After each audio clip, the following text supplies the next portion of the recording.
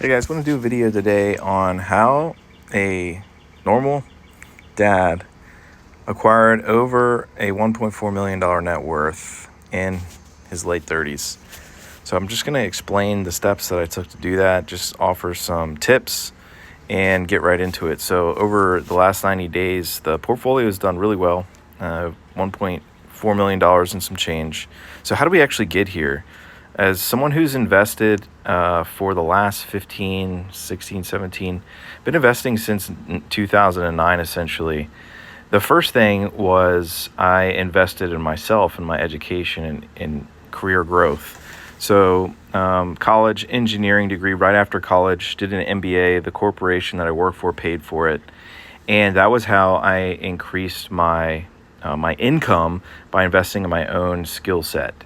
And so that was the first thing that I did. I actually took several years off after working in corporate for about 5 years and for a big corporate company. And then I took, 2 or 3 years off to potentially switch vocations and got some other education. And that is something that I do now on the side that I really enjoy. And so that is the first thing, was investing in myself and my skill set. And now I have essentially built two vocations. I'm bivocational, where I have enough skills in my repertoire that thankfully I've been able to increase my earning power. So that's the first thing, investing yourself. That is so key, especially when you're younger. And that's the first and most important thing. And the reason why is because it gives you more money to invest earlier on. So investing earlier, and then that goes to point number 2, which is increase household income. As I got married and, did some traveling and we settled down and started having kids, obviously our expenses increases with starting a family. And so I looked at how can we increase our household income to continue to invest significantly. And the way that we did that was we just leveraged both my income and my spouse's income, who most of the time she wasn't working, but then she started to work part-time and for a little bit full-time, but cut back. And so the second thing, which I think is really critical, and you see this in a lot of the millionaire studies with like the Dave Ramseys, is they have more than one income stream. And so usually relying on the spouse, and the most common case is you invest one income stream and then in the other you live off of. And what I would say to this, as someone who has a family with kids, it's okay to take a season and dial back a little bit on the investing while you have young kids, because I think it's more important to focus on investing in the children, and that will pay better dividends, so to speak, in the long run, than being so focused on just like both career and making as much money as possible. And it's worth pointing out that that's very difficult to do because of the economic situation that, like post-COVID, inflation has gotten really expensive with housing, daycare, and all of those types of things. Just food in general to feed the family is extraordinarily expensive, much less when you throw in like vacations and everything like that. Which gets to point number 3. And the first two, invest in your education skill set when you're young. If you're older, it's not too late, but that's the most important thing. Increase your household income. And if you can, without burning down the house with family, you don't want to sacrifice your family and your kids on a career. But the other thing is avoid lifestyle inflation. So not only should you try to increase your income, but you should try to lower your expenses. And for us, we didn't go extreme. I know in like the FIRE movement, it's like people go extreme with this. They'll go like live in RVs and stuff like that. We didn't do that.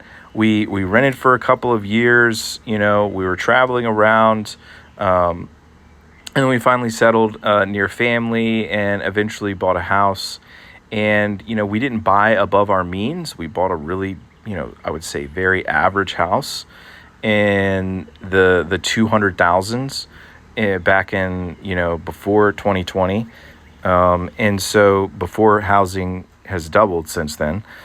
And we didn't, every time I got a raise at work, which I wasn't making over $100,000 a year. And for the most of the time, I was the solo income.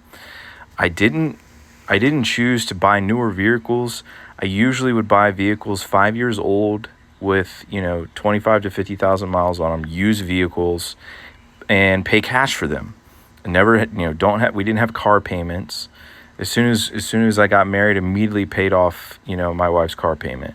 So no consumer debt, just except for just having a mortgage, and then investing as, much as possible. So I got really serious about investing, beyond, just doing retirement accounts, probably somewhere around like 2017. And I started buying individual stock picking, which I'll get to in just a little bit. The next step, though, that we took was eliminating debt. And I mentioned paying off vehicles, but we didn't really have credit cards for a while, and I'll actually say that was a mistake.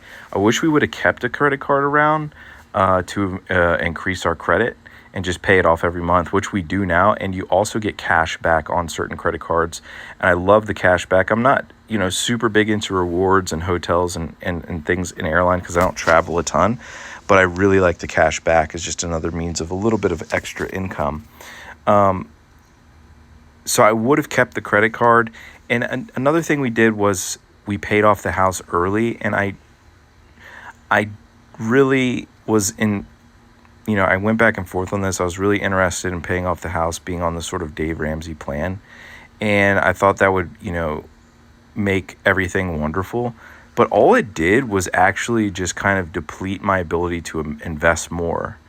And when you invest earlier on, I was, paying off my house and making extra principal payments 2017, 2018, 2019, 2020, 2021. Think how low stocks were back then that I could have been in buying, even if it was just the S&P 500, $300, $400, $500, $1,000 extra a month I could be buying in those stocks at those prices. And, that was kind of a little bit of a mistake. I think my ROI on paying off the house early is not as good as it could have been if I just was buying the market, especially considered, high size 2020. We've been in a bull run for a long time. I know we had some, a little bit of a down kind of bear market around 2022 and for like a few months in 2020. But at the end of the day, there was no guarantee the market was going to be in a bull market. And so that peace of mind was really, attractive. Like, all right, pay off the house, no debt. But, looking back, it would have probably been better just take the risk. So then emergency fund is another thing that, in terms of financial stress, just having a 6 to 12 month emergency fund is a no-brainer. Investing consistently, I'm a big believer in automation. So I would just put all my investments on automate them. Definitely get the company matches, but also trying to max out the 401k and Roth, which most years we were able to do, but not always. Especially in some of those years with younger kids, but not trying to time markets or anything like that, and just buying the S&P 500 and large cap growth funds, mutual funds, and retirement accounts. From there, like 2018, I started buying individual stocks, and for a little while there, I did build out a dividend growth portfolio, and I kind of stopped, and this was more of a mistake. Definitely owning good blue chip companies, and I pulled up those portfolios, and they did really well. The ones I set up around 2022. Over the last 4 years, they've done really, really great. But the problem is I didn't stay consistent with that. Well, in terms of brokerage accounts, those accounts were set up in brokerage. I also set up some retirement ones too, and those were just like set and forget. But the brokerage one is really, I think, the biggest mistake. By continuing to build up the brokerage, I've been much better positioned right now for even earlier retirement. So obviously compound interest, want to drip, you want to reinvest all the dividends and then stay invested, not buying and selling, which made mistakes, trying to like stock pick and buy and sell and that never really works that well. And so thinking in decades and not days, and not day trading or even swing trading, I don't think that that's a good idea. I've almost always lost money on swing trading and day trading. Every now and then, when I got lucky, I think, with like Tesla and Nvidia, which I bought and sold at various points. It would have been better though just to hold it throughout. keeping the long-term mindset ultimately is, a big part of it, and not thinking in terms of even months, but thinking in terms of years and decades, and not trying to, keep up with the Joneses and always having the most fancy things. We do splurge though on eating out, and that's just something that we enjoy. So we do take vacations, we do eat out, we do, we do spend extra money there, and we invest heavily in our kids' education, which is our biggest expense by far, in our kids' private school, because we're a big believer in education and skills early on, and we want them to have the best education possible. Also, obviously, staying married is very key, and being aligned financially, having a shared vision for the future and being on board is critical, and having joint accounts and transparency and communication is very important for all of this to work. These are kind of rough numbers in retirement accounts, 800,000-900,000. The paid off house is maybe worth $500,000 or something, and then brokerage accounts are over 50, maybe 75,000. And having in a high yield savings account or money market, 6 to 12 months of emergency fund, and then HSAs for tax benefits, 529s, and just some speculative things on the side, Bitcoin. But no one position in terms of risk is over 10% of the overall portfolio. So there it is. Wealth is not built through one big decision. It's built through thousands of small, wise decisions repeated consistently over the years. And so now the goals are to get from about, $1.5 million net worth. That's the goal for this year, is to get to 1.5. And then over the next few years is to double from 1.5 to 3, and then to go from 3 to about 5 in the next, 5 to 7 years, 10 years, depending on how well the market does.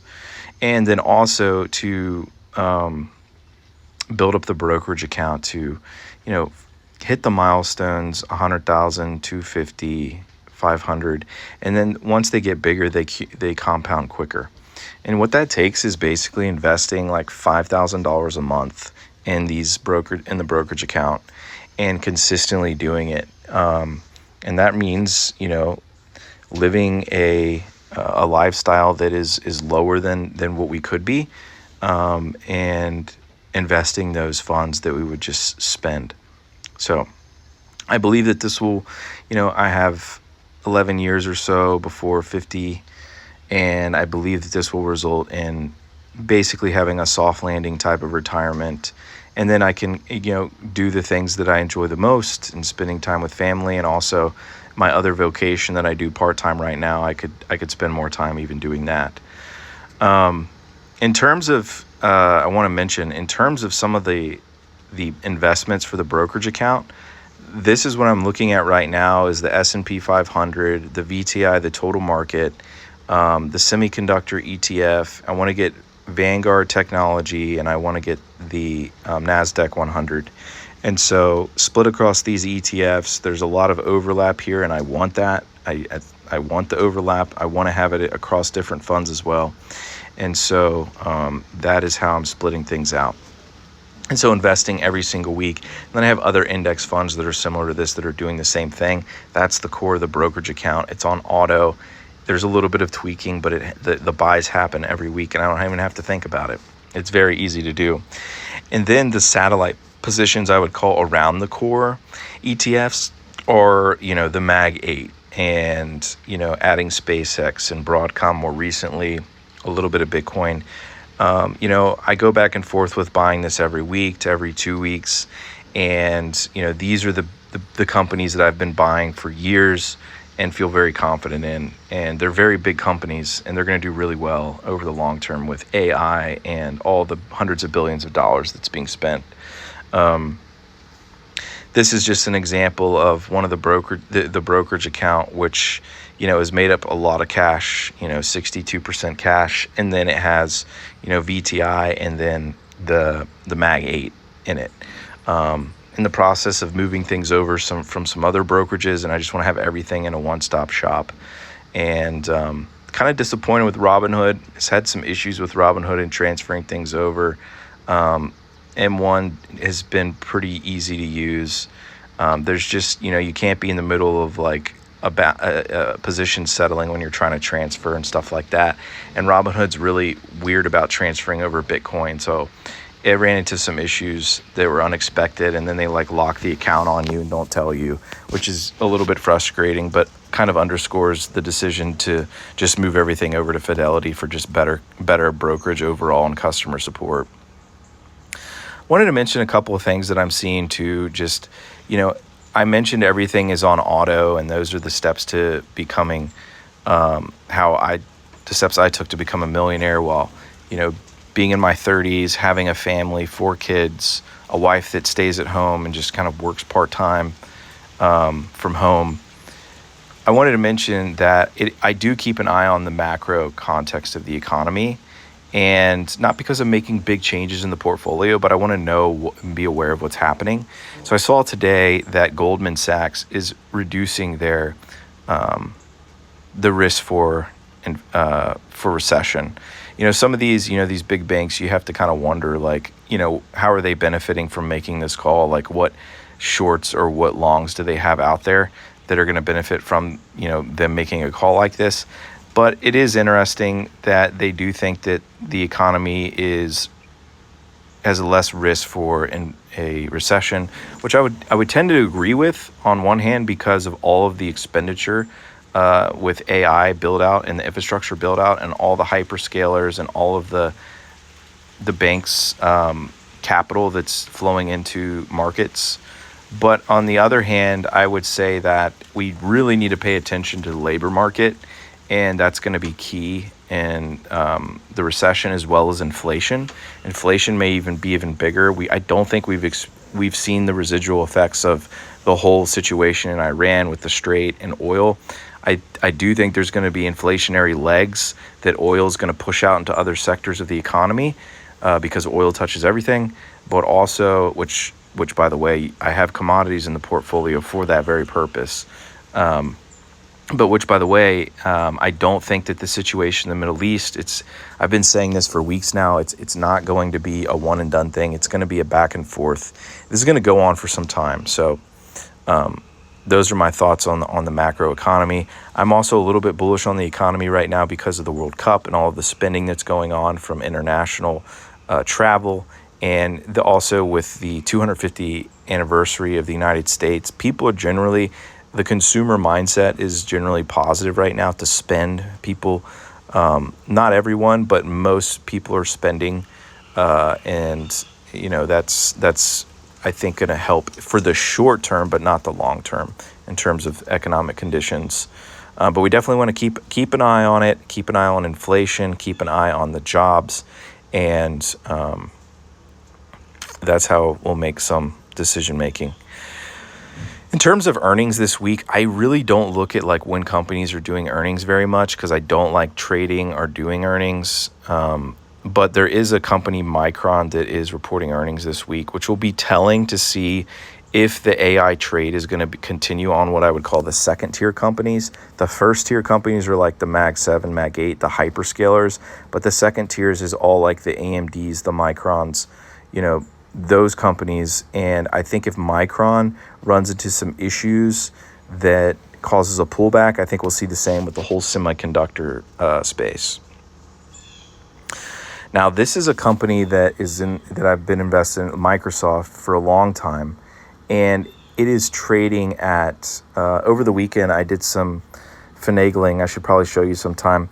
I built out all the companies I own and basically how on sale they are. And Microsoft, out of all of them, plus Microsoft, Palantir are on sale.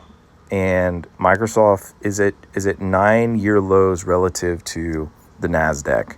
And so it's very cheap right now, and it's a great buy. I'm not financial advice, but I'm buying Microsoft, dollar cost averaging into Microsoft, buying it every week, but taking some powder and throwing it into Microsoft because it's just a great company, and mainly for the cloud, and they're going to catch up with AI because of all the money they're spending. And they have a huge moat. They're not going away anytime soon. So this is super cheap. But anyways, folks, that is all I wanted to share for today. If you do enjoy this content, want to see more of it, I be glad to share more with you. Just drop a like and leave me a comment. Let me know what you think, and we'll see you in the next one. Thanks.